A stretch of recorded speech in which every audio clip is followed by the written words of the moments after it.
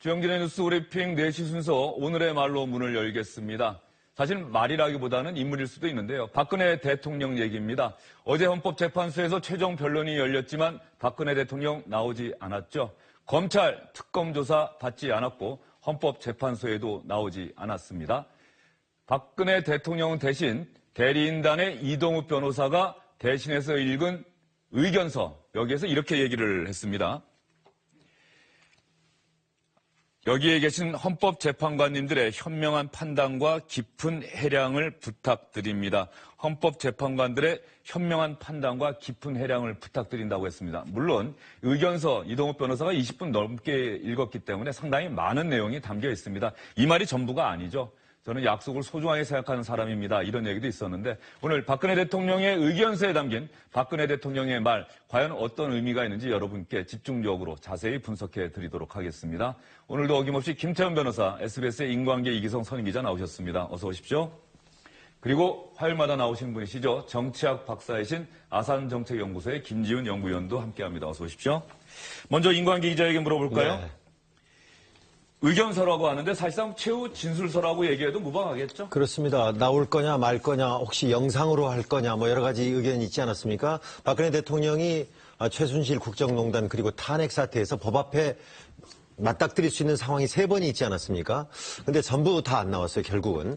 그래서 어제 최후 진술서 14페이지 분량입니다. 이거를 제가 아침부터 한 3번을 읽어봤습니다. 예. 그랬더니 그동안에 했던 대국민 선언문 그리고 정규제 TV 뭐 이런 거에서 한 발짝도 더 나가질 않았습니다. 간단히 이야기를 하면은 여기 14페이지를 요약을 해보면은 나는 1998년 정치권에 입문한 이후 단 한 번도 국민과의 약속을 지키기 위해서 열심히 노력을 했다. 그런 심리 저버리지 않으려고. 예. 이 약속이라는 말을 10여 차례 써가면서 굉장히 강조를 했습니다. 나는 최선을 다했다. 그런데 국가와 국민을 위해서 일하려고 했던 이런 것들이 전부 부정된 것, 부정한 것처럼 인식이 돼서 참담하고 안타깝다. 오해, 의혹에 휩싸여 있는 것이요. 나는 단 한 번도 부정과 부패에 연루된 적이 없다. 그래서 전체 최순실 그 외에도 중소기업 특혜, 언론자유 침해, 세월호 때 최선을 다 안 한 거 뭐 이런 것들에 대해서 전부 부정을 하고 제가 딱 읽어보니까 잘못했던 거는 딱 한 가지입니다. 최순실이라는 사람을 가까이 있을 때 그런 것들을 하는 줄 몰랐는데 그런 것들을 사전에 제어하지 못했던 거. 이것이 내 불찰이었다. 딱 보니까 그거 한 가지만을 강조한 거라고 제가 볼 수 있습니다. 최순실을 믿었던 것을 뒤늦게 후회한다. 뭐 이런 표현도 아마 있었던 기억이 나네요. 후회라는 표현도 썼고. 김준 박사도 어제 그 의견서 얘기 다 들으셨죠? 네, 예. 저도 한 어떤 표현들이 많이 있던가요? 뭐 말씀하신 대로 여태까지 들어왔던 거랑 뭐 크게 다르지 않았습니다. 그리고 글쎄요, 뭐 이게 최후 진술서로서 그렇게 크게 도움이 될까 싶은 생각도 좀 많이 들었었고요. 그리고 기술적으로 일단은 판단들을 많이 해보더라고요. 그러니까 14페이지 정도 A4 용지로 14페이지 정도 된다고 말씀하셨는데 가장 많이 나온 단어가 무엇인가 이거를 또 이제 분석을 한 것들이 있습니다. 보면 지금 나오고 있네요. 네, 아무래도 자신이 이제 얘기를 하는 거라 보니까는 이제 그러니까 말하는 말이 한 39번으로 가장 많이 나왔고, 그 다음에 뭐 대통령이란 말이 21번 정도 나오고, 국민 최순실 국가, 그리고 말씀하셨던 것처럼 그 약속이라는 단어가 10여 차라고 하셨는데 정확히는 13번이 나왔습니다. 사실 이번 사건 이전에 뭐 차치하고라도 국정농단 사태가 일어나고 난 다음에 굉장히 많은 약속을 하셨거든요. 뭐 특검에도 뭐 수사를 받겠다, 검찰 수사를 받겠다, 그리고 헌재에도 뭐 출석을 할 것처럼 이야기를 했었는데, 글쎄요. 근데 약속이란 말 이렇게 많이 썼지만 정작 했던 약속은 잘 지키지 않았던 부분을 생각을 하면 조금 우려스럽습니다. 저게 얼마나 도움이 될지 잘 모르겠어요. 지금 약속이란 말 하시니까는 1983년에 나온 노래 임병수의 약속이라는 노래 혹시 아십니까? 예, 드라마에서 리메이크 김세현 씨가 부르기도 했었는데 행복했던 시절 많은 우리들의 약속 자꾸 귓가를 스쳐 나를 슬프게 하네. 아마 이 노래 가사 떠올리면은 최근에 상황과 맞물려서 또 박근혜 대통령이 했던 약속이라는 말과 연관 지으면 또 이런저런 생각을 하지 않을까 이런 생각이 부질없는 듭니다. 약속도 많죠, 사실은. 예, 약속은 뭐 누구나 다 알다시피 초등학생도 알고 이제 갓 말을 시작한 아이들도 다 알지 않습니까? 지키라고 있는 것이다. 뭐 그런 건데 어쨌든 대통령이 약속을 13차례나 언급했다. 이 부분도 상당히 눈에 들어오는 대목이고요. 그런데 대통령의 의견서를 이동욱 변호사가 읽었는데 뭐 대표 변호사라서 읽은 거겠죠? 네, 그렇죠. 다른 이들 변호인단이 알고 있었나요? 이동욱 변호사가 이걸 읽는다는 걸? 일단은 지금 보시면 말이죠. 대통령 대리인단은 그 내부에서도 의견 조율이 안 되고 있습니다. 아시다시피 그 동업 재판관은, 변호사는 그 바로 직전에 또 헌재 재판관 아니었습니까? 그리고, 초창기에 들어오지 않고 중간에 합류하기는 했습니다만은, 배후에서 이것을 총지휘했고요. 그리고 또 이중환 변호사가 실무 대표이긴 하지만은 얼굴 마담 역할을 하는 그런 역할을 했습니다. 그래서 중간에 들어온 김평우라든가 정기승 변호사 이런 사람들하고 좀 다르게 좀 행동을 했습니다. 그래서 아까도 말씀드렸지만은 헌법재판관도 했고 특히 그 이정미 권한대행하고는 1년 넘게 같이 또 근무를 했거든요. 이런 것을 봐서는 어떤 사람이 해야지 가장 효과가 있을까 아마 고민을 해가지고 이동욱 변호사가 이렇게 읽은 것 같습니다. 네, 김태현 변호사는 이동욱 변호사가 읽었다라고 하는데 작성을 누가 했을까요? 글쎄요, 이제 전반적인 내용은 뭐 이제 대통령이 초안은 줬을 수도 있는데 아마 그 마지막 다듬는 과정에서 저는 뭐 이동욱 변호사의 손이 좀 많이 가지 않았을까 하는 생각을 합니다. 왜냐하면 이거를 단순한 어떤 연설문 같은 게 아니라 법원에 제출하는 문건 아니겠습니까? 제가 그렇게 말씀드리는 여러 가지 이유들 중에 하나가 이제 앞서 우리가 보셨지만 마지막 문장이요. 재판관님들의 깊은 해량을 바랍니다. 이런 표현을 쓰거든요. 이게 사실은 구어체 아니고 이제 문어체 아닙니까? 그러니까 일상생활 많이 쓰는 게 아니라는 거죠. 제가 이 말씀을 왜 드리냐면 저희 이제 변호사들이 법원에 제출하는 문건을 쓸 때 마지막에 결론을 씁니다. 잘 봐주십시오. 이런 내용을 쓰는데 어떻게 표현하냐면 예를 들어서 제가 하나 말씀드릴게요. 바라옵건대 위와 같은 점을 감안하시어 피고인에게 집행유예의 은전을 베풀어 주시기 바랍니다. 뭐 이런 표현이라든지 석방을 악망하옵니다. 이렇게 일상생활로 쓰지 않는데 문어체 표현들을 쓰는 것들이 이제 변호사들이 일상화되어 있거든요. 지금 이 대통령의 최후 진술서에도 깊은 해량을 바랍니다. 아마 시청자 여러분들 평소에도 잘 안 쓰는 단어일 겁니다. 이런 단어가 문건에 들어가는 것으로 봤을 때 저는 글쎄요, 뭐 이 내용 자체는 대통령이 뭐 구술을 하든지 초안을 줬을 수 있겠으나 마지막 제출하기 전에 아마 이동욱 변호사를 비롯한 변호인들을 좀 다듬은 것 아니겠나. 그래서 아마 이동욱 변호사가 본인이 마지막에 문건을 수정하고 본인이 대독한 건 아니겠나라는 생각을 한번 해봅니다. 그러면 여기서 박근혜 대통령이 의견서를 통해서 본인에게 제기됐던 의혹을 부인했던 얘기들을 여러분께 좀 전해드리도록 하겠습니다. 먼저 이기성 기자에게 물어볼까요? 예. 인사 추천과 관련해서 어떻게 얘기를 했죠? 좀 간단하게 정리를 해주시죠. 네, 일단은 그 김종덕 문체부 장관 있고요. 그다음 또 김상률 교문수석 있지 않습니까? 예, 그렇죠. 은사 아니면 외삼촌이었는데 이 사람들이 최순실 씨가 추천해서 장관이나 뭐 청와대 수석이 됐다 이렇게 얘기를 했는데 그런 일은 있을 수가 없다. 여러 경로를 통해 가지고 적임자를 추천받아서 압축하고 난 다음에 낙점한다. 이런 얘기를 하고 있는 거고요. 그리고 또 하나 이런 게 있습니다. 노태강 국장하고 진예수 과장, 문체부 공무원들인데 부당하게 인사 조치됐다는 그러한 의혹에 대해서 이런 얘기를 했습니다. 지시사항을 성시 수행하지 않고 또 능력이 부족해서 공무원들은 면직한 것이 있는데 그거는 정당한 통치권자의 행위이고 아무 잘못 없는 공무원을 면직한 그런 사실은 없다. 이렇게 또 잘라서 부정을 했습니다. 자, 그러면 하나하나에 대해서 저희가 일종의 팩트 체크라고 할까요? 확인을 좀 해봐야 될 것 같은데요. 먼저 최순실로부터 공직자를 추천받아 임명한 사실 없고 개인 청탁 받은 적 없다라고 박근혜 대통령이 의견서에서 얘기를 했습니다. 그러면 박근혜 대통령 정규제 TV와의 인터뷰에서는 어떻게 얘기했는지 국회 청문회에서 나왔던 사람들은 이 부분과 관련해서 어떻게 얘기했는지 여러분들 들어보시면 박근혜 대통령 의견서에 진술한 내용이 사실인지 아닌지 판단하실 수 있을 것 같습니다. 인사를 할 적에는 이제 가능한 한 하여튼 많은 청거를 받아서 거기서 최고로 그 일을 잘할 인사를 당연히 찾게 되잖아요. 그러면 이제 공식 라인에서 오는 것도 있고 또 이제 그런 수요가 많이 있을 때는 또 다른 사람도 얼마든지 추천은 할 수 있어요. 문화부의 소관 분야였죠. 예.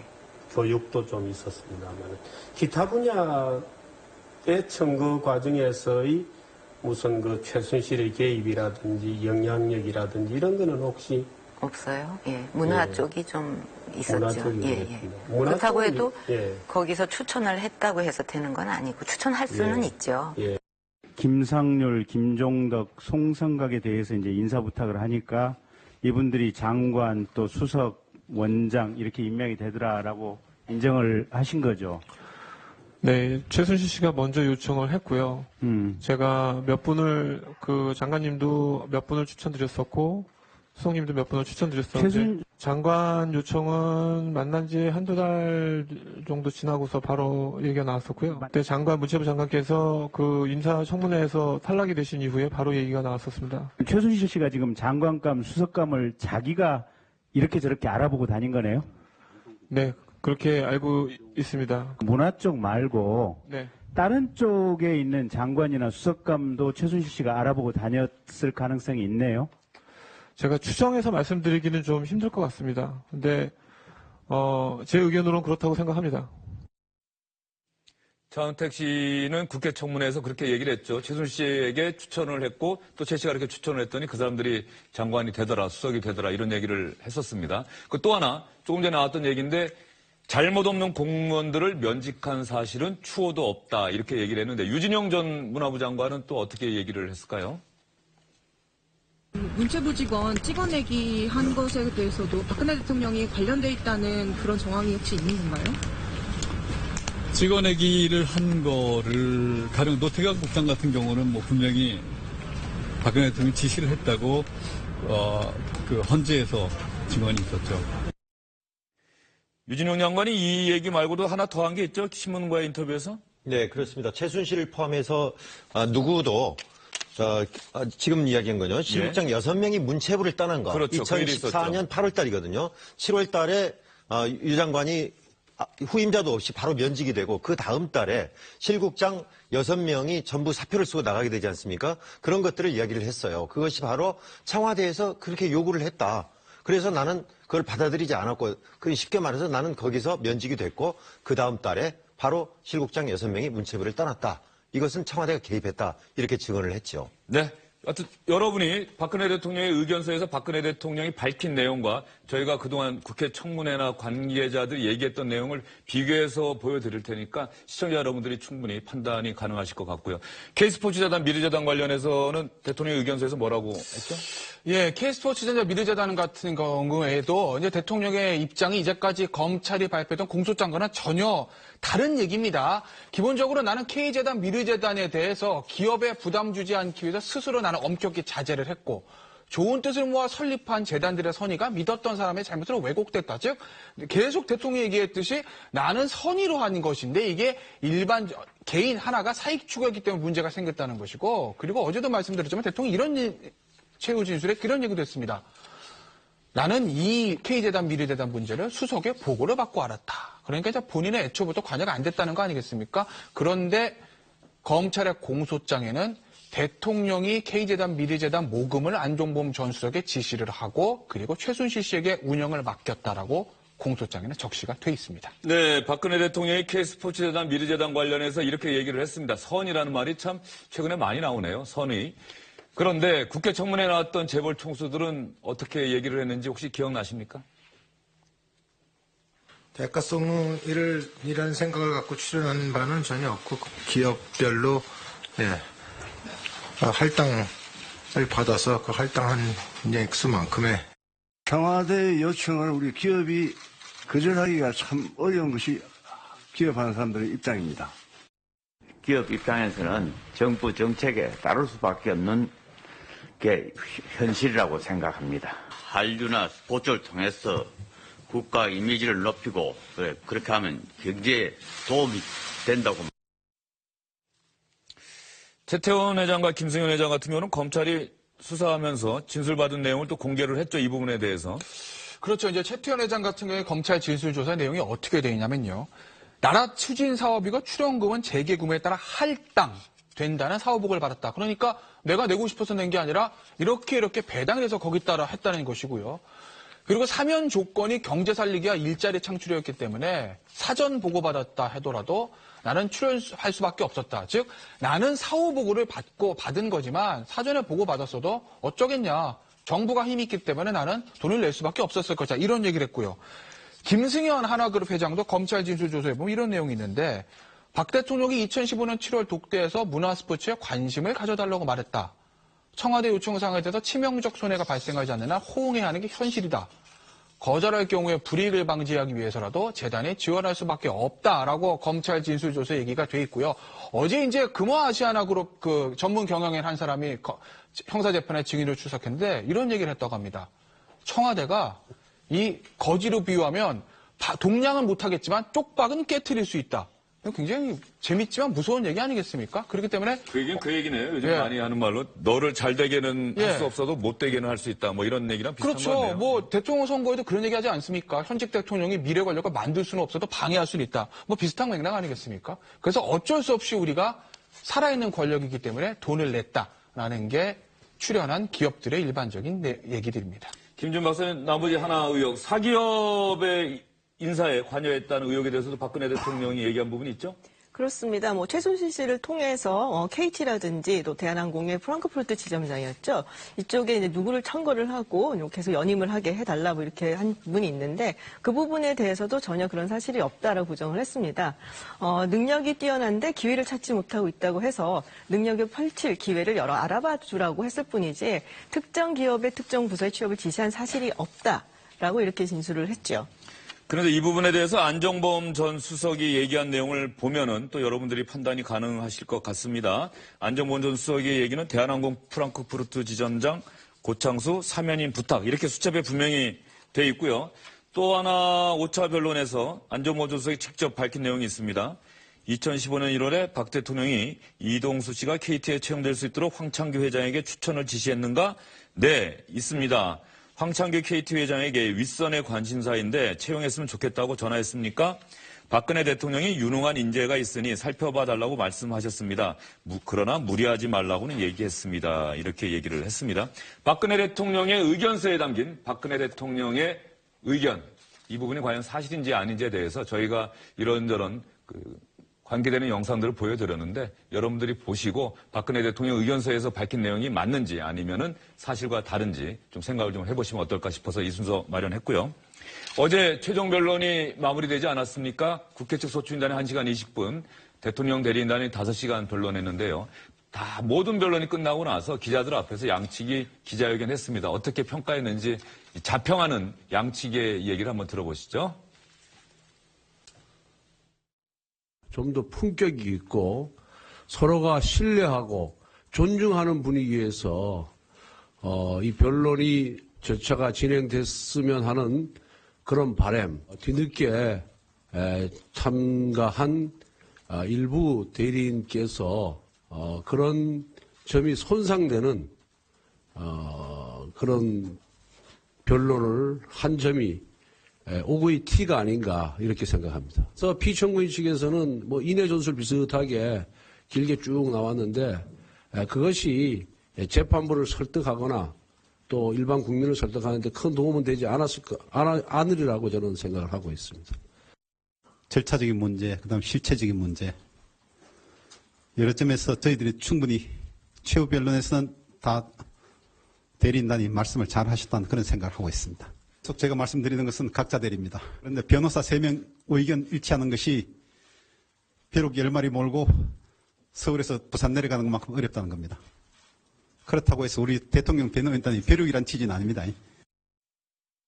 네, 저 비유는 많이 하는 표현이죠. 벼룩 10마리 몰고 서울에서 부산 내려가는 것만큼 어렵다. 이런 얘기는 참 많이 하는 건데 김광희 기자, 양측의 평가가 상당히 다르네요. 많이. 그러니까요. 어제 긴 시간 동안 어제 5시간 동안 하지 않았습니까? 그걸 가지고 권성동 국회 측 대리인단은 인해전술 같다. 그러니까 인해전술이라는 게 중공군들이 6.25 때 때로 몰려온 거 있지 않습니까? 그런 것처럼 시간 끌기로 이렇게 인해전술 같다 이렇게 얘기를 했고 여기서는 대통령 측은 할 말 다 했다 우리. 그렇게 해서 다만 이제 각자 변론이라서 우린 각각 한 거다. 그렇게 평가를 했습니다. 각자 변론 선택할 수밖에 없었던 거. 그리고 아까 웃으면서 이야기했던 거 있지 않습니까? 벼룩 3마리를 몰고 부산까지 가는 거. 그만큼 어렵다는 거죠. 10마리 몰고 가는 것보다 변호사 3명 몰고 가는 게 더 어렵다 하는 것처럼. 어제 발언 순서 놓고 서로 먼저 하겠습니다. 협의가 안 돼서 뭐 그런. 그러니까요. 그런 거는 아주 합니다. 기본적인 거 아니겠습니까? 누가 먼저 이야기할 것이냐 이런 것도 기본적인데 그것마저도 김평우 변호사가 손들고 일어나서 이의를 제기하지 않았습니까? 그래서 그것마저도 통일이 안 되는데 우리 이렇게 각각 이렇게 하는 거 가지고 너무 뭐라고 하지 마라. 이런 뜻이 아닌가 싶습니다. 국회 측 소추인단이 박근혜 대통령 대리인단 뒤늦게 합류하신 분들이 너무 말을 많이 하고 또 재판의 신뢰도에 손상을 주는 그런 변론은 좀 유감이다라고 얘기했는데 이 김평우 변호사 겨냥해서 한 얘기가 아닌가 싶어서 김평우 변호사가 어제 최후 변론에서 어떤 얘기를 했는지 간단히 여러분께 좀 보여드릴까 합니다. 박근혜 대통령이 최순실 친구라서 책임지는 건 조선시대 연좌제나 다름없다. 젊은이들이 탄핵 소추장으로 국어 공부하면 큰일 난다. 이때 국회 측 소추인단 누군가가 이의를 제기하려고 했는데 권성동 법사위원장이 제지했다고 합니다. 그냥 들으라고. 다음에는 세월호 같은 재난사고 안 생길 것 같나. 이런 얘기까지 했군요. 또 있죠. 그러다가 이정미 재판소장 권한대행과 비선실세라는 뜻도 모르는 단어로 대통령을 잡겠다 했더니 대통령 잡겠다는 말은 지나치다. 용어 선택 신중하라 해서 김평우 변호사가 사과를 하기도 했는데요. 김평우 변호사의 그동안 변론, 여러 가지 많은 화제를 나는데 우리 김재명 박사는 어떻게 보셨습니까? 변론을 좀 읽어봤는데요. 이게 이제 변론이라고 보기가 조금 저는 힘들었던 게 제가 이제 법조인은 아닙니다만 일단 변론이라면 어떤 법리적인 이야기가 있어야지 않습니까? 법리적 싸움이라든지 이동욱 변호사만 하더라도 사실은 이게 최순실이 지금 기소가 돼서 유죄 판결 받지 않은 상황인데 어떻게 박근혜 대통령을 헌재 재판에 남기냐 이런 식의 법리적인 이야기를 했는데 그런 건 전혀 없었고요. 그냥 광장에서 하시던 얘기를 그대로 하시니까 이거는 사실 변론이라고 보기보다는 자신의 어떤 발언이다, 정치적인 발언이다라고 보여졌습니다. 네. 왜 그러냐면요. 이제 김평우 변호사 목적을 우리가 한번 추정을 해봐야 되는데 어제도 그런 일이 있었고 예전 변론에도 있으면 김평우 변호사가 변론을 헌법재판소 재판관리를 향해서 한 게 아니라 방청객을 향해서 했다고 합니다. 누구를 향해서 어디를 쳐다보고 발언을 하냐가 사실 굉장히 중요하지 않습니까? 저희도 방송할 때 카메라를 보고 합니다. 왜냐하면 저희가 시청자를 보고 얘기를 하는 거지 제 얼굴 예쁘게 나오려고 이렇게 하진 않지 않습니까? 시청자를 보고 해야 되는 거 맞죠? 아니면 앵커랑 대화를 나누든지요. 그러니까 변호사들도 사실은 법대로 보고 왜 얘기를 하라고 그러냐면 변론을 할 때 이 결정을 하는 재판관들을 설득을 하는 것이 변론이기 때문에 재판관들을 보고 얘기를 해야 되는데 김평우 변호사는 재판관들이 아니라 뒤를 들어 방청석을 보고 얘기를 했다는 거죠. 그건 뭐냐? 나는 이 얘기를 헌법재판소 재판관들이 아니라 뒤에 있는 방청객들 중에서 대통령을 지지하는 사람을 위해서 하겠다라는 거죠. 결국 변론보다는 일종의 정치적인 목적을 가지고 이러한 얘기들을 하지 않았을까 하는 것을 김평우 변호사의 몸의 방향, 법대가 아니라 방청객이라는 이 점에서 한번 추정해 볼 수 있을 것 같습니다. 그런 면에서 오후 2시 순서에 출연했던 유인태 전 더불어민주당 의원은 박근혜 대통령 대리인단이 법리적 싸움은 이미 포기하고 정치적 싸움을 했던 것 아니냐. 만약에 법리적 싸움을 하려고 했다고 한다면은 핵심 증인들이 왜 헌법재판소 공개변론에 나오지 않았을까? 박근혜 대통령 왜 나오지 않았을까? 이런 얘기했던 대목이 기억나고 지금 김재명 변호사가 한 얘기랑 일맥상통하는 부분인 것 같아서 말씀을 드렸습니다. 헌법재판소 이제 다음 달 10일 혹은 13일에 최종 결정 선고한다고 하는데 헌법재판소가 어떤 결정을 내리게 될지 과연 며칠에 결정 선고 내리게 될지 헌법재판소 재판관 8명의 움직임 앞으로도 계속 주목해봐야 될 것 같습니다. 자, 주영진의 뉴스 브리핑이 준비한 또 다른 말이 있는데요. 이번에는 헌법재판소가 아니라 그동안 90일 동안 시청자 여러분들의 시선을 상당히 많이 받았던 곳이죠. 서울 대치동에 있는 박영수 특별검사팀 사무실. 오늘로 수사가 공식적으로는 마무리됐습니다. 역대 특검 사상 최대의 성과를 냈다는 평가를 받고 있긴 한데요. 특검 활동 기간 마지막 날 출근하는 특별검사팀의 검사들은 어떤 표정이었을까요?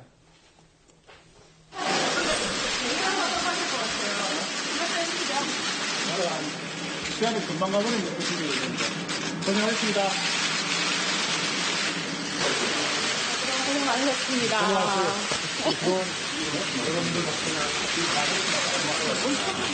잘해서 또 검찰에 이관하고 잘 마무리되도록 우리가 또 많이 도와드리죠.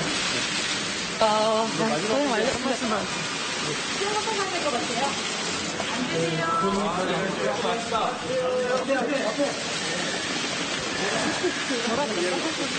정리 다 되고. 네, 이규철 특검 대변인하고 윤석열 특검 수사팀장은 그래도 몇 마디 했는데 박영수 특검은 한마디도 하지 않고 들어갔습니다.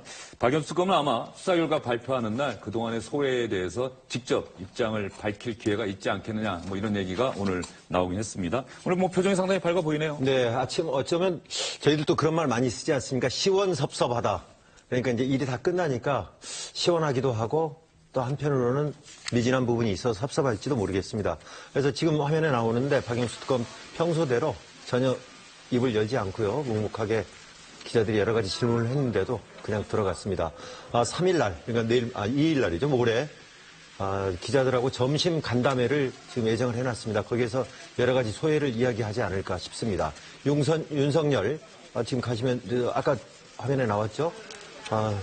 덕분에 잘했다, 고맙다, 이렇게 얘기를 했고, 이규철 특검 이번에 스타가 됐었는데, 굉장히 밝은 모습으로 기자들이 물어보니까 여러 가지 이야기를 많이 했습니다. 시간이 빨리 지나가죠? 이런 말로 그냥 여러 가지를 한꺼번에, 응축해서 이야기한 것 같습니다.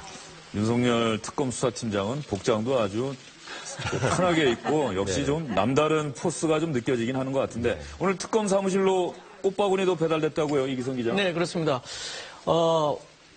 지금 보시면은, 지금 꽃바구니가 오는데요. 감사합니다. 힘내세요. 고맙고 감사합니다. 이런 그 꽃바구니하고 또 감사패도 이제 전달됐다고 하는데요. 뭐 남은 일도 좀 많이 있고 또 마무리할 일도 있고 해서 연장이 됐으면 하는 그런 여론들이 많지 않았습니까? 아마 그런 마음을 담아서 한 것 같고요. 저 꽃바구니는 처음이 아니죠. 지난달이었던가요? 이재용 삼성전자 부회장 구속영장 기각됐을 때도 힘내세요 특검 해가지고 여러 가지 메시지하고 그다음에 꽃바구니가 막 답지한 적이 있었죠.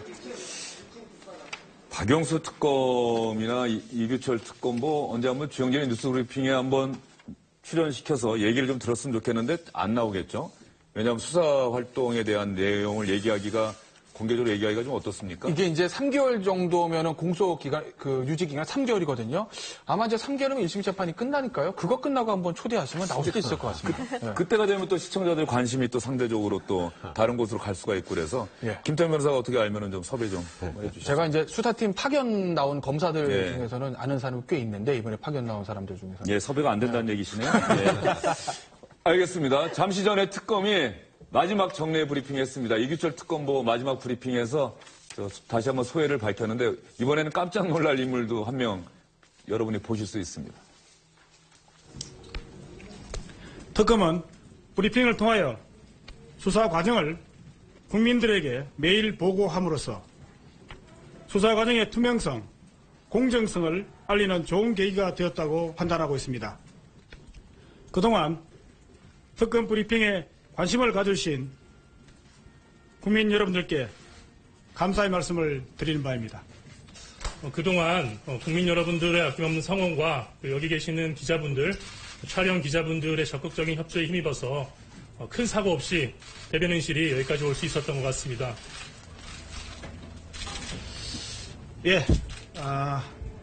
저도 실제로 이런 언론 관련된 일을 지금까지 태어나서 한 번도 하지 못했었는데 어떻게 표현하면 느닷없이 이런 일을 맡게 돼서 처음에는 걱정이 상당히 컸었습니다.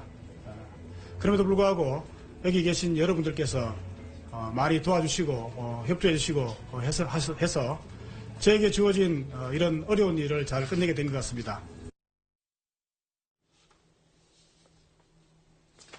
홍정서 부대변인 공개적으로 브리핑하는 내용이 방송되는 거 처음 보시지 않아요? 저 목소리 처음 들어봤습니다. 항상 이규철 특검보고하고 홍정석 부대변인 항상 옆에 배석만 했었는데 물론 기자들 질문에 답변했겠습니다. 그게 화면에 나온 적은 없단 말이죠.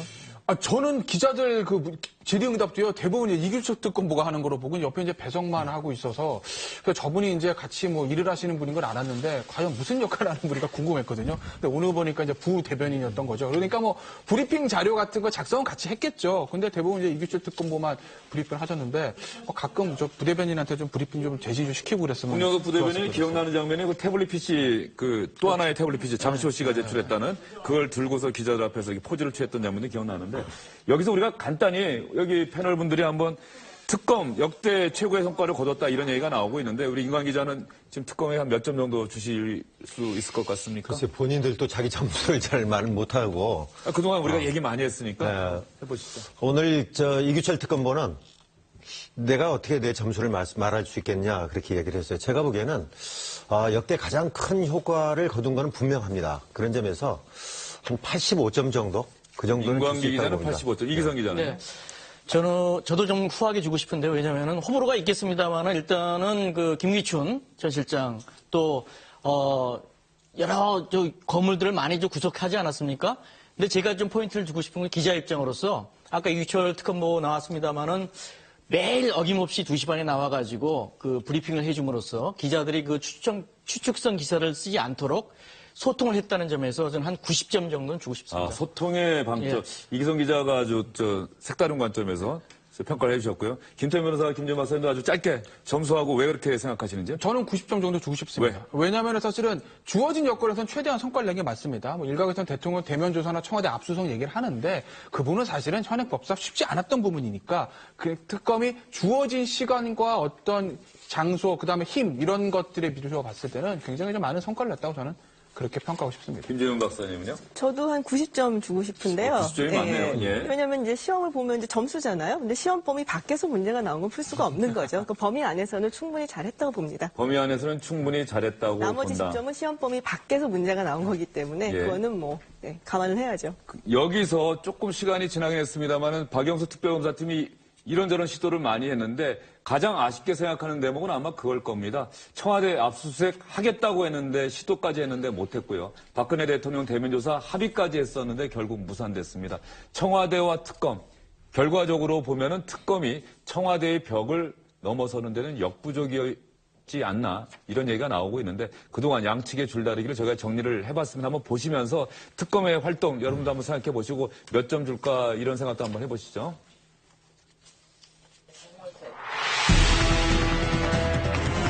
필요하다면 저 역시 검찰의 조사에 성실하게 임할 각오이며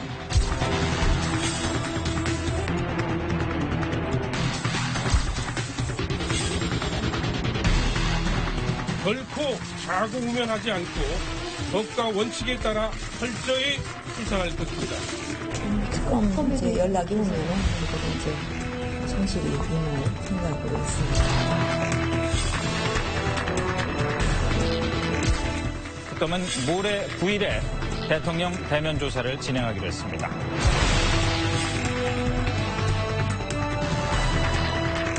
합의된 내용을 언론에 사전에 공개하거나 외부로 유출한 사실이 없고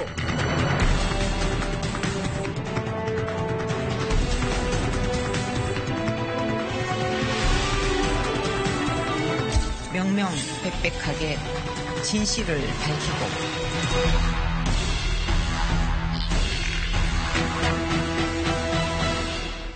특검이 오늘로 문은 닫게 되는데 뭐 활동을 완전히 끝내는 건 아니죠. 할 일이 좀 남아있지 않습니까? 그렇죠. 이제 많은 사람들이 기소를 했기 때문에 그 기소한 사람들의 재판, 그러니까 이제 공소 유지를 해야 되는데 거기에 사실은 실질적으로 특검이 좀 고민이 좀 있죠. 왜냐하면 메모드급 특검을 꾸렸지만 공소 유지 단계에 들어가면 사실은 차출 인력이 줄어들거든요. 그래서 지금 특검이 검찰에게 파견됐던 검사 중에서는 9명 정도, 9명, 10명 정도는 계속 좀 남겨뒀으면 좋겠다. 그래야 공소유지를 하지. 이렇게 부탁을 했는데 법무부 측에서 아직 답이 없고요.